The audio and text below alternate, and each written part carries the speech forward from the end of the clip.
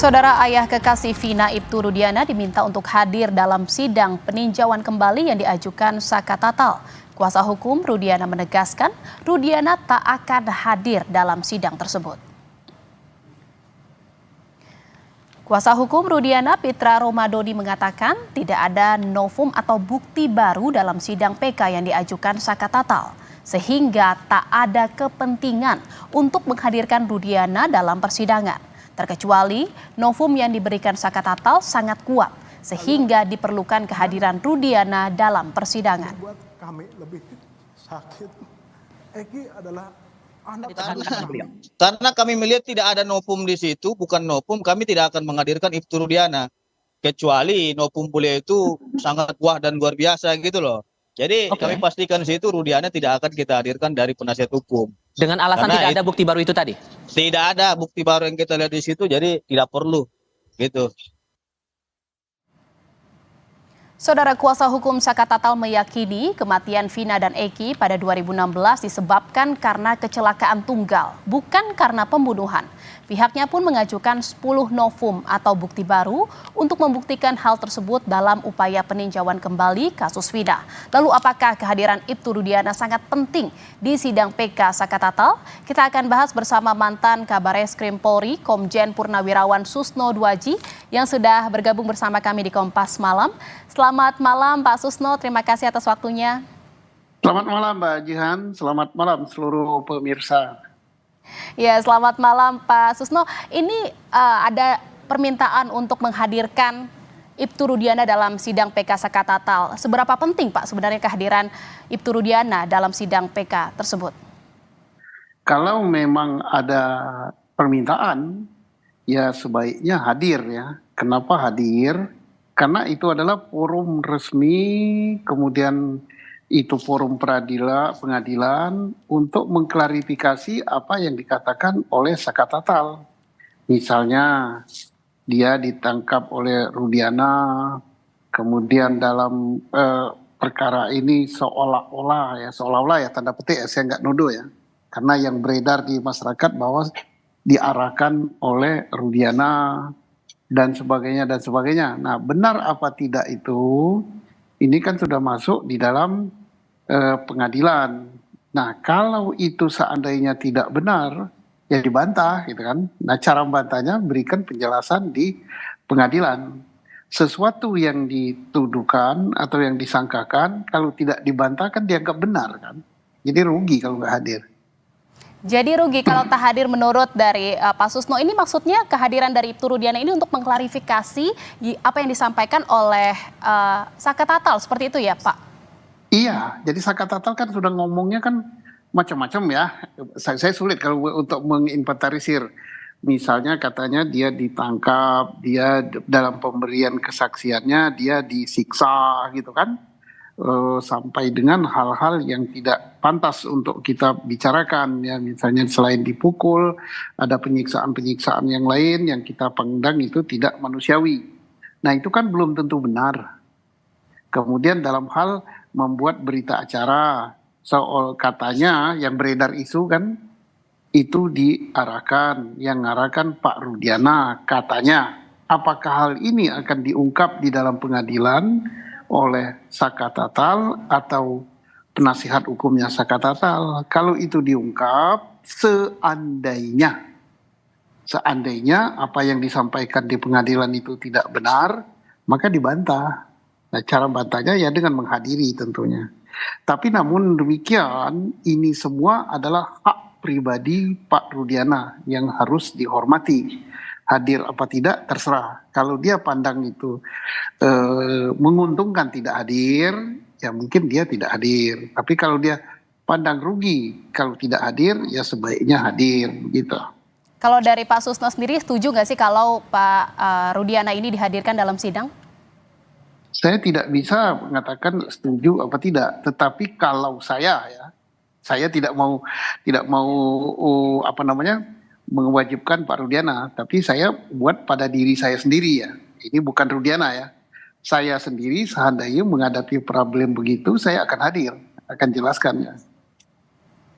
akan hadir karena memang untuk mengklarifikasi apa yang disampaikan, Iya. bukan untuk membantu untuk membuktikan atau dari novum yang disampaikan oleh Sakatatal, seperti itu ya Pak Susno?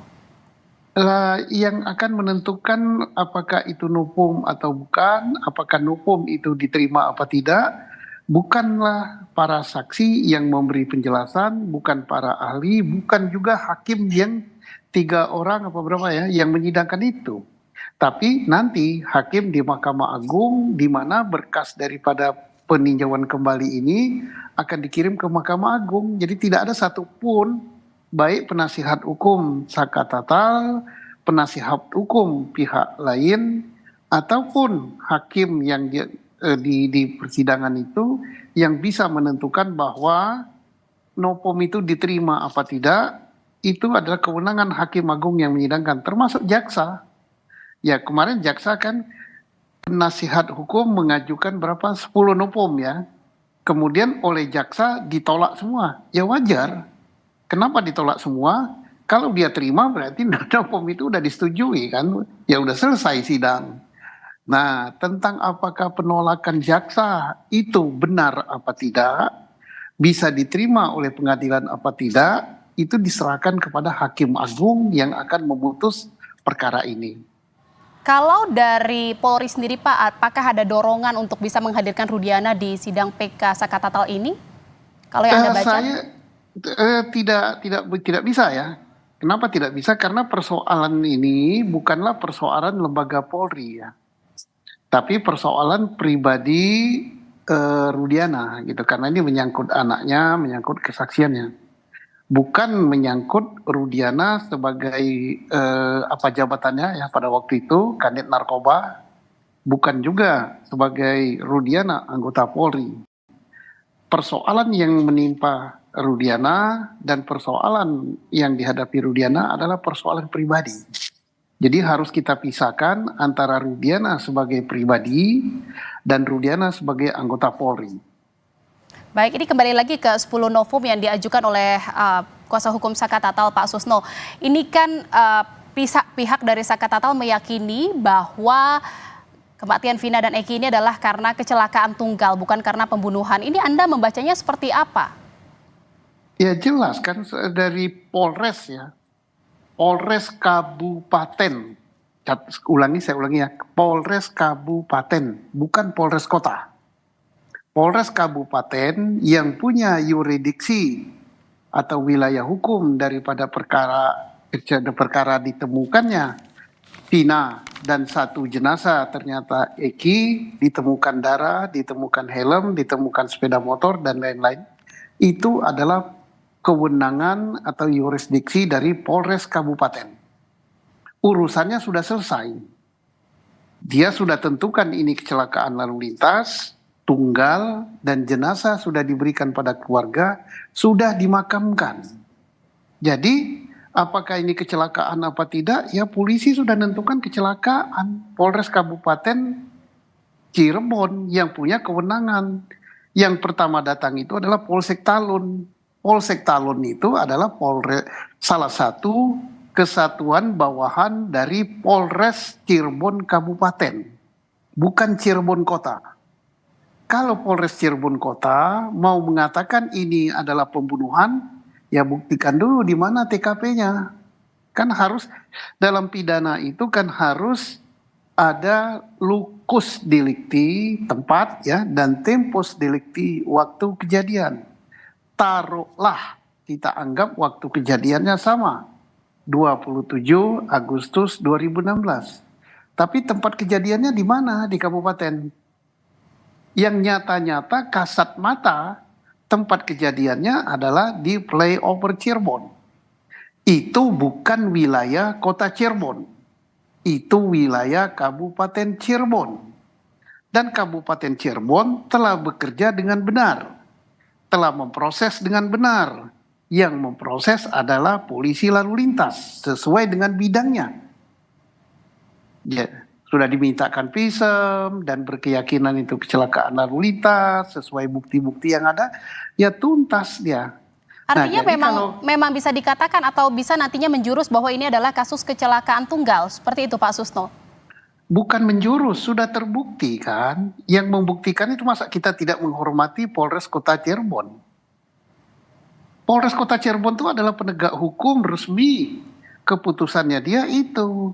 Ya kalau tidak terima, ya gugatlah Polres Cirebon. Dan tidak ada kewenangan dari Polres Kota Cirebon, di mana tempat Rudiana bekerja untuk menyelidiki kecelakaan lalu lintas yang berada di jembatan Talun itu. Bukan Talun, di jembatan flyover itu. Itu kewenangan Polres Kabupaten. Dengan kondisi seperti ini, apa yang harus dilakukan atau apa yang mulai dari mana untuk bisa membenahi kasus ini, Pak Susno? Ya nggak usah dibenahi, nggak ada kasusnya kok di Polres Cirebon. Di Polres Cirebon Kota ya. Bedakan Polres Cirebon Kota dengan Polres Kabupaten Cirebon. Di Polres Cirebon Kota tidak ada perkaranya. Karena apa? Dalam teori penyidikan itu harus jelas dulu peristiwanya. Nah di Cirebon Kabupaten sudah jelas peristiwanya, ditemukan satu jenazah, satu orang luka berat. Jenazah adalah Eki, yang luka berat adalah Vina. Vina masih hidup kan? Sampai di rumah sakit Vina meninggal. Nah di Polres Cirebon, Polres Kota yang sekarang heboh, ditemukan apa? Kan tidak ditemukan apa-apa kan?